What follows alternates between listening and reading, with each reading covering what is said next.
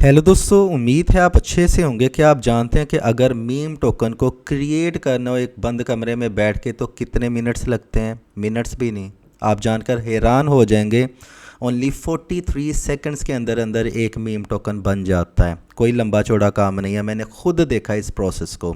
अब आप coin market cap के ऊपर जाएं, वहाँ पे जाके आप न्यूली एडेड जो कॉइन्स हैं उनकी लिस्ट देखें तो 10 में से आपको 8 कॉइन्स ऐसे मिलेंगे जो कि मीम्स टोकन होंगे।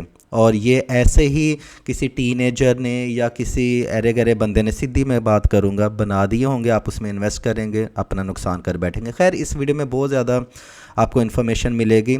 वो बंदे जिन्होंने क्रिप्टो इंडस्ट्री को 6 मंथ पहले ज्वाइन किया है, हम उसको न्यूबीज़ भी कहते हैं, कोई बुरी बात नहीं है, मैं भी पहले न्यूबी था। वो इस टाइम पे थोड़ा सा परेशान है क्योंकि बिटकॉइन एक जगह पे स्टिल है, ना तो इसमें कोई मूवमेंट है। आल्ट कॉइन्स नीचे जा रहे हैं, बोर है मार्केट।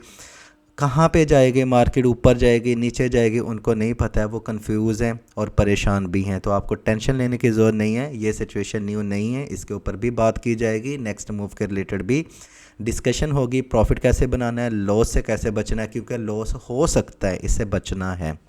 तो वीडियो काफ़ी ज़्यादा इन्फॉर्मेटिव है। तो सबसे पहले हम बात करते हैं जिसको कहा जाता है कि ये ट्रेंड ऑफ द ईयर है, वो है मीम्स टोकन। ठीक है, मीम्स टोकन में अगर आपने इन्वेस्टमेंट की है या आप सोच रहे हैं या आप इम्प्रेस हो चुके हैं, पेप कॉइन या पी कॉइन कहते हैं इसको, तो फिर इस वीडियो को पहले देख लेना। बाद में उस तरीके से आप इन्वेस्टमेंट करेंगे तो फ़ायदा होगा, अदरवाइज़ नुकसान होगा। तो यहाँ पे मीम्स टोकन की आपको मैं साइकोलॉजी बता देता हूँ पहले। बाय द वे, ये ट्रेंड नया नहीं है, पहले भी आ चुका है, सबको पता है। शिबा इनो, डॉज कॉइन, इसके जो और डॉज कॉइन जो है, इन्होंने काफ़ी ज़्यादा रैलियाँ मारी हैं।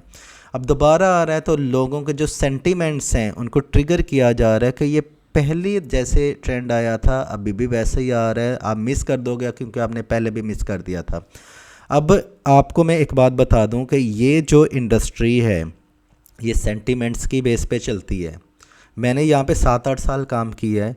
7-8 सालों में एक चीज़ ज़रूर सीखी है कि सेंटिमेंट्स को कैसे कंट्रोल करना है और इसको ट्रिगर करने वाले जो एलिमेंट्स हैं उनको कैसे रिकॉग्नाइज करना है।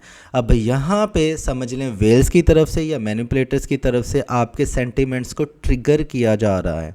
ठीक है, मैं आपको स्ट्रेटजी भी बता देता हूँ, वीडियो ज़्यादा लंबी नहीं है, कि अगर इन्वेस्टमेंट करनी है तो कैसे करनी है, आपको टेंशन लेने की ज़रूरत नहीं है। तो यहाँ पे आपके इमोशंस को किया जा रहा है ट्रिगर, और 3 ऐसे कंट्रीज़ हैं जो कि इस टाइम पे इफ़ेक्ट हो रहे हैं। नंबर 1 पे है यूएसए, नंबर 2 पे है इंडिया, नंबर 3 पे है यूके, यूनाइटेड किंगडम। ठीक है जी। अब होता क्या है, जब वो वाला जो तार छेड़ा जाता है ना आपके दिमाग का, तो उससे आंखों पे लालच की पट्टी बन जाती है कि वो कॉइन 100x गया था, वो 200x गया था, वो 1000x गया था। अब वो पट्टी लालच की जो है वो बंद जाती है, आंखों पे आगे कुछ नज़र नहीं आता और हम अपना पैसा ऐसे धड़ाधड़ फेंक रहे हैं। उन लोगों को फ़ायदा पहुंचा रहे हैं जिन्होंने ये काम स्टार्ट किया था मार्केट में। इस टाइम पे यूएसए की अगर मैं बात करूं तो जो भी ग्लोबल इंटरेस्ट है मीम्स टोकन की तरफ से, टोटल ग्लोबल इंटरेस्ट से अगर परसेंटेज निकालें तो 23% जो इंटरेस्टेड लोग हैं वो हैं यूएसए से, जो मीम्स टोकन को बाय करना चाहते हैं। उन्होंने स्पेशली शिबा इनो कॉइन में इन्वेस्टमेंट की है रिसेंटली। ठीक है, इसके बाद बारी आती है इंडिया की। उन्होंने 20% ऐसे बंदे हैं दुनिया में जो कि इंडिया में ही पाए जाते हैं जिनको इंटरेस्ट है कॉइन्स को बाई करने के लिए। वो है सेकंड नंबर पे इंडिया, 20%, जो कि वर्ल्ड जो है इंटरेस्ट से ये परसेंटेज ली गई है। बेबी डॉज कॉइन को इन्होंने बहुत ज़्यादा ख़रीद लिया है इंडिया ने। तो नंबर 3 पे है यूके, 16% इनका इंटरेस्ट रेट है। अभी ये पता नहीं चला है कि यूनाइटेड किंगडम, क्योंकि रिसर्च पेपर मेरे सामने है, कि यूनाइटेड किंगडम किस इंडस्ट्री में ज़्यादा इंटरेस्टेड है। ठीक है, अब यहाँ पे ये ऐसा क्यों हो रहा है? सबसे ज़्यादा आपको पता है कि जो टेंशन है, आपको लग रहा होगा इंडिया पाकिस्तान में है, नहीं, सबसे ज़्यादा टेंशन यूएसए में है। यूएसए की जो गवर्नमेंट है वो इतनी ज़्यादा फैसिलिटेट नहीं करती है सिटीजन्स को जितना यूनाइटेड किंगडम करता है। अब यहाँ पे लोगों को, बाकी सेकंड नंबर पे इंडिया आता है, अदर कंट्रीज़ आते हैं, अफ्रीका आता है, सही है, फिलिपाइंस आता है, नाइजीरिया आता है। इन लोगों में यहाँ इन कंट्रीज़ में भी गवर्नमेंट ज़्यादा फैसिलिटेट नहीं करती है। तो लोगों को एक ऐसा वे चाहिए कि हम थोड़े से पैसे इन्वेस्टमेंट करें, हमारे पास करोड़ों कॉइन्स आ जाएं, उससे हम रातों रात अमीर हो सकते हैं। इसलिए इंटरेस्ट रेट इन कंट्रीज़ में ज़्यादा है, ठीक है। और इंडिया में मैंने बताया बेबी डोज कॉइन में। और अच्छा बाद में बारी आती है नाइजीरिया और फिलिपाइंस की। इन्होंने सबसे ज़्यादा जो इन्वेस्टमेंट की है वो है Floki coin.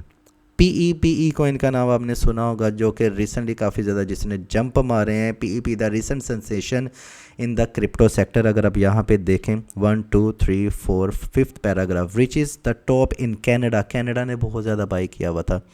Accounting for the year 27% of local interest, it saw the light of the day in the middle of April and its market capitalization neared 1 trillion this week। ठीक है, डोज कॉइन ने इतने ज़्यादा jump नहीं मारे हैं, Shiba coin ने इतने ज़्यादा जंप नहीं मारे हैं, फ्लोकी ने ज़रूर मारे हैं क्योंकि बाइनेंस ने इसको किया था, लिस्ट किया था, जो कि बहुत अच्छी बात है। अब यहाँ पे मैं फटाफट आपको बता देता हूँ। लालच की पट्टी फ़िलहाल खोल लें आँखों से। यहाँ पे आपने देखना होता है कि आपको लॉस कितना हो सकता है, प्रॉफिट कितना हो सकता है। मीम्स टोकन की एक बात बड़ी अच्छी होती है कि मोस्टली जो मीम्स टोकन होते हैं वो प्राइस में बहुत ज़्यादा कम होते हैं। $1 के आप लेंगे तो आपको लाखों मीम्स कॉइन्स भी मिल जाते हैं। तो इसकी स्ट्रेटजी ये होती है कि इसमें 20, 25, $30 इन्वेस्ट करते हैं और अगर 1000x चला जाए, 100x चला जाए तो वहाँ पे जाके सेल कर देते हैं। मतलब थोड़े पैसों से इसमें बड़ा प्रॉफिट कमाया जाता है। आप क्या कर रहे हैं, बड़े पैसों से आप प्रॉफिट कमाने की कोशिश कर रहे हैं। अब मीम्स टोकन जो 98% नीचे ही जाते हैं, 2% ऐसे होते हैं जिनके नाम आपके सामने होते हैं। Pepe, Floki Inu, baby doge coin, Shiba Inu coin, और इसके अलावा 100 करोड़ 2-4 और होंगे। इसके अलावा मार्केट में 10,000 हैं ये वाले मीम्स टोकन। क्या आपको उनके नाम का पता है? नहीं, सिर्फ आप वही देख रहे हैं जो कि आपको दिखाया जा रहा है कि यार इसने इतना कर दिया, इसने इतने कर दिया, इसने इतना कर दिया, ये टोकन नया है, ठीक है। मैं एक्सपेरिमेंट किया करता था $10 के साथ, बड़ा प्रॉफिट भी कमाया है और बड़े पैसे भी गंवाए हैं, सीधी बात है। तो मैंने देखा है कि मोस्टली जो मीम्स टोकन थे ना, वो 1-2 हफ्ते के बाद वो वैसे ही मार्केट से उड़ जाते थे। उनकी अगर मैं ट्रस्ट वैलेट में भी रखता था तो वो ट्रस्ट वैलेट में उनकी जो वैल्यू थी वो गायब ही हो जाती थी कि नहीं, ख़त्म हो गया ये, इसको आप सेल भी नहीं कर सकते, लिक्विडिटी नहीं हो रही है पूरी, ठीक है। ये इनकी हकीकत होती है। अब आगे बढ़ते हैं जल्दी से मार्केट अपडेट की तरफ। अगर आपने करना है किसी कॉइन में इन्वेस्टमेंट, 10, 20, $30 करें, उससे बड़ा प्रॉफिट कमाएं। बड़े प्रॉफिट से ना जाएं। आपको मार्केट में सेल लगी हुई है जो कि एक लेजर्स हैं सारे प्रोजेक्ट्स, उनमें इन्वेस्टमेंट करें। इनमें क्यों फंसे हुए हैं? कल ये 3-4 दिन के बाद अगर गया इसका ट्रेंड तो फिर आप हाथ मलते रह जाएंगे, किधर गए आपके पैसे, हमेशा के लिए फंस जाएंगे, ठीक है। अच्छा, यहाँ पे ये विचार नया नहीं है, मैंने पहले भी इसके ऊपर बात की हुई थी। जो स्पेशली न्यूबीज़ हैं हमारे भाई, और ऑफ कोर्स वो कल के प्रोफेशनल्स भी होंगे, हमें उन्हें भी साथ लेके चलना है ताकि वो भी हर रेस का हिस्सा बन जाएं। तो सर यहाँ पे आपको मैं एक बात बता दूँ, बिटकॉइन ने एक दफ़ा पहले भी लॉन्ग लास्टिंग साइडवेज मार्केट मारी थी, एंड वो मार्केट उसने मारी थी तकरीबन बिटकॉइन की प्राइस 7,000 से लेके 7,700 के करीब ये रही थी, और 1-2 मंथ में इसने लोगों को परेशान कर दिया था, ठीक है। अच्छा, यहाँ पे मोस्टली जो चांसेस होते हैं, अगर इस तरह की जो सिचुएशन हो, अगर तो लो प्राइसेस पे मार्केट को थकाया जाए तब वो थोड़ा सा ऊपर जाने की कोशिश करती है मार्केट। लेकिन ये फ़िलहाल के लिए मीडियम टर्म में, अगर हम 4 घंटे के टाइम फ्रेम पे देखें या 1 आवर के टाइम फ्रेम पे अगर हम काम करते हैं, तो ये थोड़ा सा हाई है बिटकॉइन। तो ज़्यादातर चांसेस यही होते हैं कि ये ज़्यादा नीचे जा सकता है। अगर ऊपर भी चला जाए तो उसके लिए भी तैयारी होती है। तो मैं यहाँ पे बात कर लेता हूँ। देखें इस टाइम पे जो मूविंग एवरेज है, एक्सपोनेंशियल मूविंग एवरेज, वो न्यूट्रल है थोड़ी सी। यहाँ पे मैंने वीडियो बनाई थी, ये इसको टच कर रही थी, आप देख सकते हैं ये वाला पॉइंट। मैं आपको यहाँ पे लाइट भी कर देता हूँ, हाईलाइट कर देता हूँ। ये देखें 1 2 3 4 कैंडल्स बनी है, स्ट्रेंड लाइन रेसिस्टेंट को रेसिस्ट किया उसने, और उसके बाद इसने एग्जैक्टली यहाँ पे फॉल किया है। ये देखें, ये मैंने कोई लाइनें चेंज नहीं की, पुरानी वीडियो देख लें 1-2 हफ्ते पुरानी, उसके ऊपर भी यही लाइंस हैं और कुछ भी नहीं। सिर्फ चेंज क्या हुआ वो बताने वाला हूँ आपको, समझ नहीं, ये उसका एक नेक्स्ट एपिसोड है।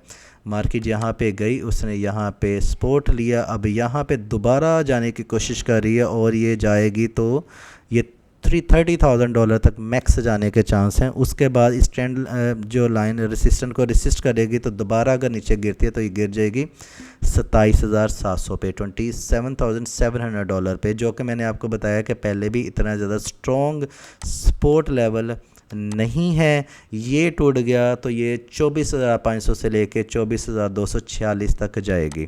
ठीक है, अब यहाँ पे आपको करना क्या है, 100% फंड स्टक नहीं करवाने हैं।